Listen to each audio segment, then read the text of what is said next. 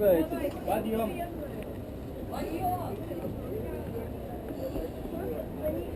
I'm Andrei. Greg. Nice to meet you. Oh, you haven't met, have you? No.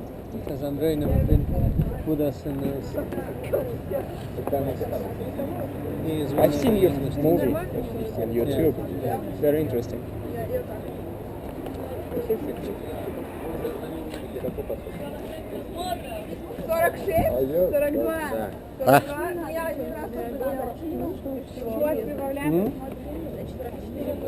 Ну что вот она, да? Она делает...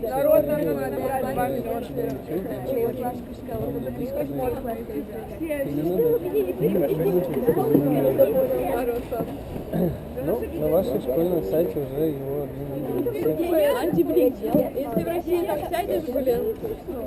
Что будет? Сгонят, да? А ну-ка слезочек. В школе все время с подоконников сгоняют. Из пола тоже сгоняют. Кто-то возмущался про наши правила. У вас тоже правил полны разных. Все, готовы? А куда мы идем? Мы идем на экскурсию по городу.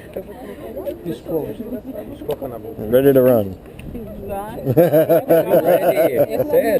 Go! А потом? Потом в депо поедем. А после депо? Slowly, simply, if you have a question, raise your hand, and I'll go over it again. I don't know if you know anything about being a state, but when you wanted to become a state, you had to have land, and we got all this land from the Indians. And you had to have 60,000 people. Well, we had a lot of people here because they wanted the land. And you had to have a state constitution to give the president. And he would say, okay, you can be a state. So Alabama, where you are, was the 22nd state. And this is the site where we wrote our state constitution that we gave to the president to become a state. So this is a historic area right here. And we'll go up. We can do that.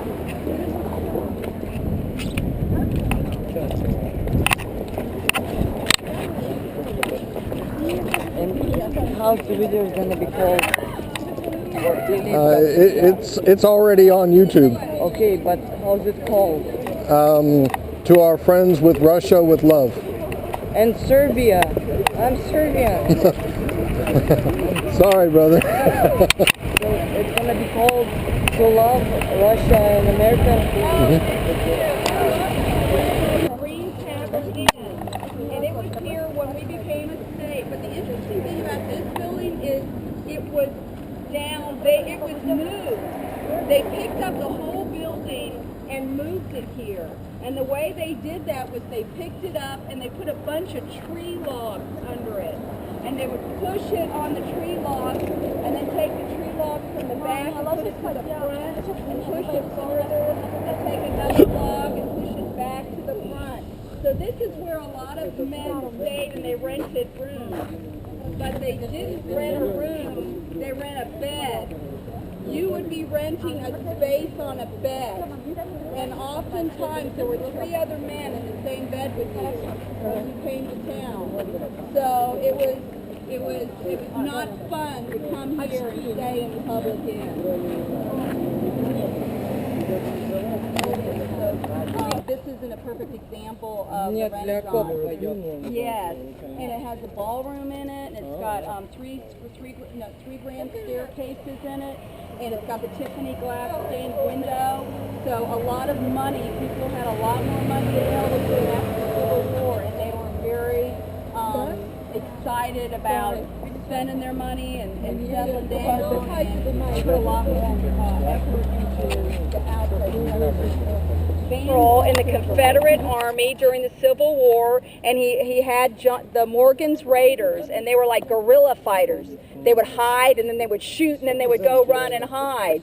And so there's a story that the North finally caught him, the general, and he was in a prison, and he escaped. And when he escaped, he made his way onto a train with a bunch of Northern troops. And as the Northern troops, the train went by the prison that John Hunt was supposed to be in, And they said, oh, I hope that's the prison where John Hunt is. And John Hunt was sitting right next to him on the train. And he goes, I hope, and so he told the soldier, he says, well, I hope that John Morgan's as free as he is today. Meaning I'm free and you don't even know it. But that was his birthplace. It was later purchased by a pharmacist in the 1800s, and he added the tall tower afterwards. So that house has changed hands a couple of times, but it has been changed. A lot of these houses have been added on, or the servants' quarters have been changed to be a part of the house. All right, we're going to go down the cruise alley. You know, I'm not exactly sure the date. When I get to the meeting house, we look at it.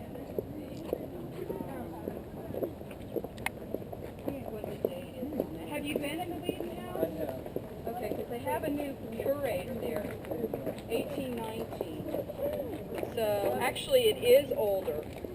It is older than the other house I'm going to show you, but yeah. And also that, you know, that bank, that Magnolia. Yes. little thing, that little door there, is that the first story of the classic thing?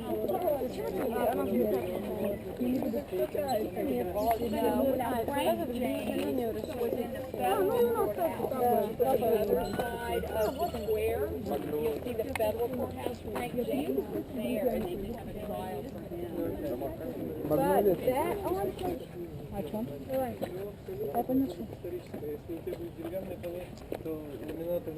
Он потом видел, хорошо это должно быть все, да. И люди покупают за 1,5-2 миллиона, покупают, зная, что им придется еще такие именно в историческом. Как носить могу.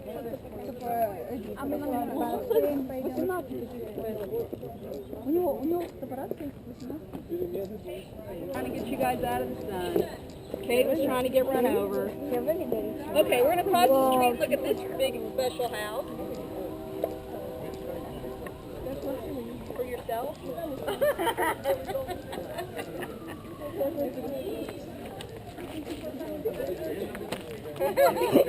Actually, there is a principal that owns one of the houses down there. This special house, if I'm in your way, let me stand back here. This special house was owned by the publisher of one of the few newspapers here in town, John Boardman. And he owned this house, and in fact, when the Union occupied Hunstville, the general confiscated this house and used this house as his headquarters. Прямо как немцы во время Второй мировой. Когда северяне, он взял этот дом, мне понравился, он просто взял. When the Northerns came and occupied Huntsville and took it over, they could go into any house they wanted and occupy it. It was theirs for the taking. So it didn't matter who lived there. I want this house, you guys leave. So this house was chosen by the general that was in charge of the forces here in Huntsville. Now there's a funny thing about this house. The publisher, it got purchased by somebody who owned a dairy here in town where he had cows for milk.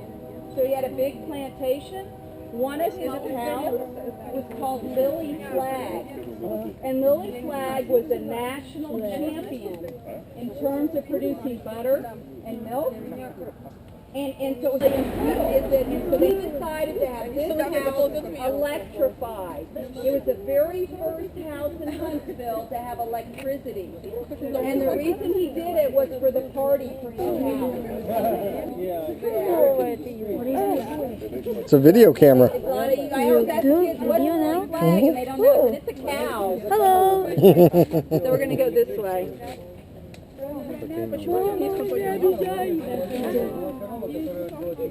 Идем. Это первый дом, который был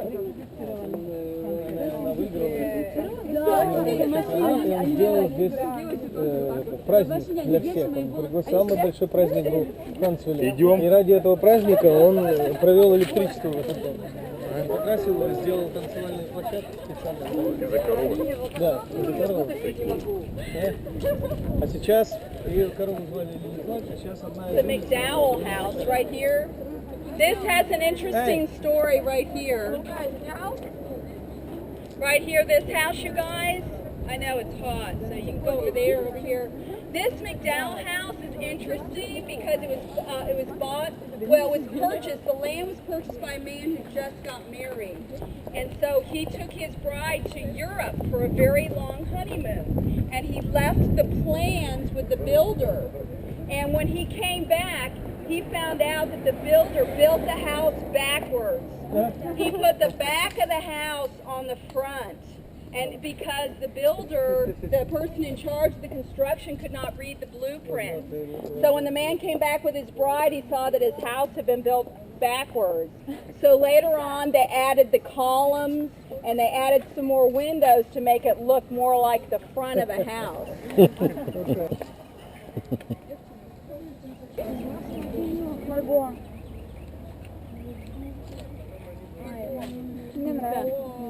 Whoa! It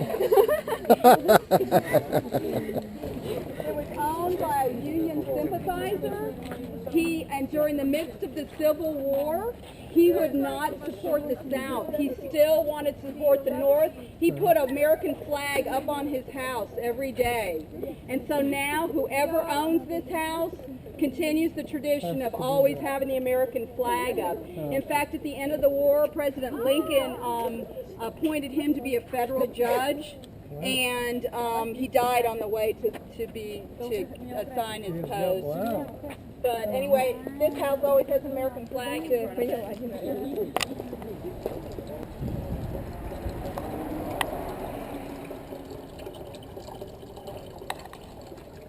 here is called Poplar Grove because of all the poplar trees, but the large mansion over there was owned by Leroy Pope. Now Hunstville was named after John Hunt, who was the very first person who came here and settled down. Eugene had told you about that. And he came here, he found all this land, he settled the land, they named the town after him. But when the government started to purchase this land, people who were already here had to go and pay the taxes and claim the part of land they'd been living on. John Hunt had a lot of the land, including this right here. He had most of the land in Huntsville. He couldn't make it up to the land sale. So he had a friend called Leroy Pope. Leroy Pope, so he said, Leroy, will you take my money up there and pay for my land for me?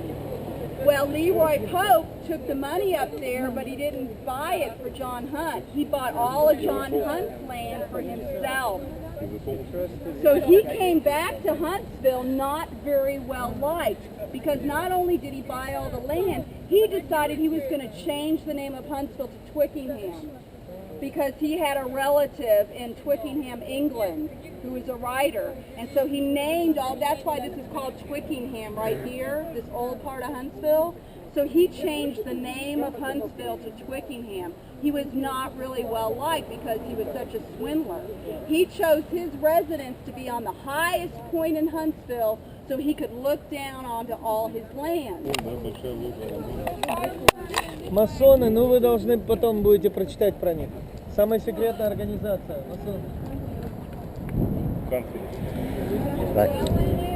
It was so big, it caused it to topple down. The bell, this was taller.